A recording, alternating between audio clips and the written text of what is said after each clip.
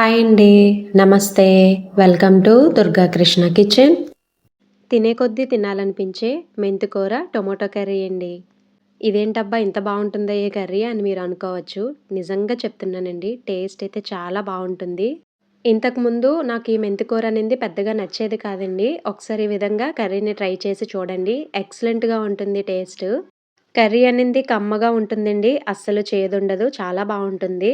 రైస్‌లోకనే కాదండి. చపాతీ, పూరీల్లోకి కూడా సూపరుంటుందండి. ఉప్మాలోకి కూడా. ఇలా ఒకసారి చేసి పెట్టండి. మెంతి కూర ఇష్టం లేని వాళ్ళు కూడా చాలా ఇష్టంగా తింటారు. అలానే పిల్లలకు కూడా చాలా మంచిది. ఇలా వారానికొకసారి చేసి పెడితే కనుక. ఇంకా లేట్ చేయకుండా ఈ మెంతి కూర తయారీ విధానం ఎలాగో చూసేద్దాం. స్టవ్ మీద పాన్ పెట్టి హీట్ అయిన తర్వాత ఆయిల్ యాడ్ చేసుకోవాలండి. 3-4 స్పూన్స్ వరకు.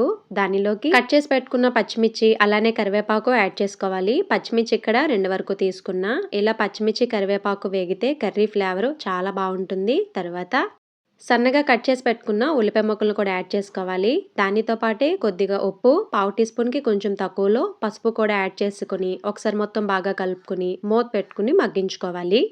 ఇలా ఉప్పు యాడ్ చేయడం వల్ల ఉల్లిపాయ ముక్కల్లోంచి వాటర్ అనేది త్వరగా రిలీజ్ అయ్యి ముక్క అనేది త్వరగా సాఫ్ట్ అయిపోతుందండి. చాలా త్వరగా ఫ్రై అయిపోతాయి. టైం కూడా చాలా సేవ్ అవుతుంది. మధ్య మధ్యలో చెక్ చేసుకుంటా ఉండాలి. చెక్ చేసుకున్న ప్రతిసారి మూత పెట్టుకుని మగ్గించుకోవాలి. చూసారు కదా ఉల్లిపాయ ముక్కలనింది ఎంత బాగా వేగితే కర్రీ అనింది అంత బావుంటుంది. గుర్తుపెట్టుకోండి. ఇలా ముక్కలు బాగా వేగిపోయిన తర్వాత దీనిలోకి కట్ చేసి పెట్టుకున్న టొమాటో ముక్కలు కూడా యాడ్ చేసుకోవాలి. దానితో పాటే కొంచెం ఉప్పును కూడా యాడ్ చేసుకోవాలి. ఓన్లీ టొమాటో ముక్కల్నే కదుపుకొని మూత పెట్టుకుని ఒక 3 నిమిషాలు అలా వదిలేయాలి. స్టవ్ సిమ్‌లో పెట్టుకొని. టమాటో ముక్కలు వేసిన వెంటనే మీరు ఎలా పడితే అలా కలిపేసారనుకోండి, ఎక్కడ ముక్క అక్కడే ఉండిపోతుంది. అస్సలు త్వరగా మగ్గదు. అలా కాకుండా ఇలా మధ్యలో వేసుకొని, ఉప్పు యాడ్ చేసుకొని, ఓన్లీ టమాటో ముక్కల్నే కలుపుకొని ఒక 3 నిమిషాలు అలా వదిలేయాలి. ఇది 3 నిమిషాల తర్వాత చూడండి టమాటో ముక్క అనింది ఎంత త్వరగా సాఫ్ట్ అయిపోయిందో. టమాటో ముక్కలను ఒకసారి బాగా కలుపుకొని, తర్వాత కర్రీ మొత్తం బాగా కలుపుకొని, దానిలోకి క్లీన్ చేసి పెట్టుకున్న మెంతాకును కూడా యాడ్ చేసుకోవాలి. ఇలా మెంతికూరను కూడా యాడ్ చేసిన తర్వాత ఒకసారి మొత్తం బాగా కలుపుకొని స్టవ్ సిమ్‌లో పెట్టుకొని మూత పెట్టుకొని మగ్గించుకోవాలి. బాగా ముగ్గిన టొమాటోలు మీడియం సైజువి 3 వరకు తీసుకున్నానండి. అలానే పెద్దవి 2 కట్టల వరకు మెంతికూర తీసుకున్నా. మూత పెట్టుకున్న ఒక 2, 3 నిమిషాలకి మనకి వాటర్ అనేది బాగా రిలీజ్ అయిపోతుంది. వాటర్ రిలీజ్ అయిన తర్వాత స్టవ్ సిమ్‌లోనే ఉంచుకొని మధ్య మధ్యలో కలుపుకుంటా ఉండాలి. ఈ వాటర్‌తోనే కర్రీ అంతా మగ్గాలండి. ఇంక మనం ఏ వాటర్ యాడ్ చేయము. కర్రీ ఎంత బాగా మగ్గితే టేస్ట్ అనేది అంత బావుంటుంది. మీరు హైలో పెట్టి వాటర్ మగ్గించేస్తే మెంతికూర అనేది త్వరగా ఉడకదండి.